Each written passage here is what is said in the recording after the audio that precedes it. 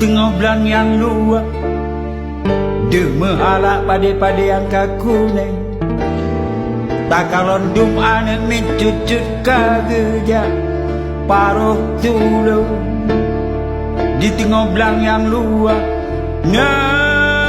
Si dua petani tua gedu di hati jambu, gepim luka oleh megok-gok tersengit tekin hati karabna.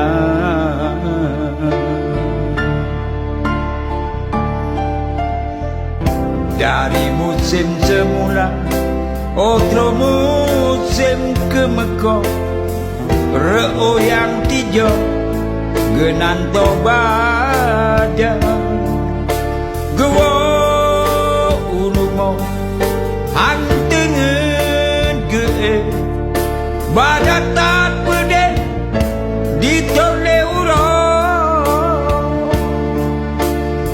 badatat pede ditole uro.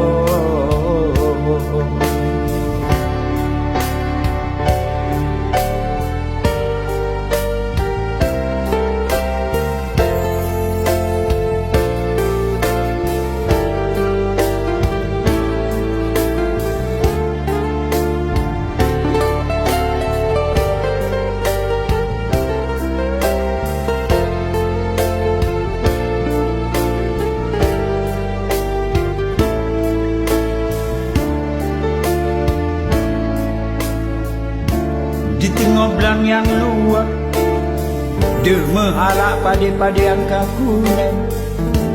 Tak kalon dum anak mencucut kageja paruh tulu di tengah belang yang luar. Si dua petani tua geduk di hati jambu, gepip luka oleh megok-gok tersengit tekin hati karabna.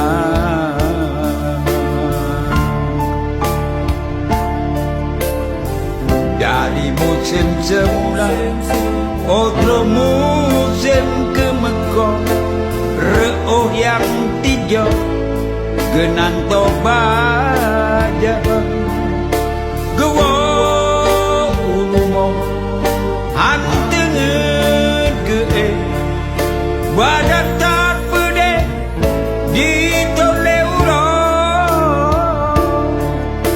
gewo ulumo hantengen ge badatat pede ditole uro badatat pede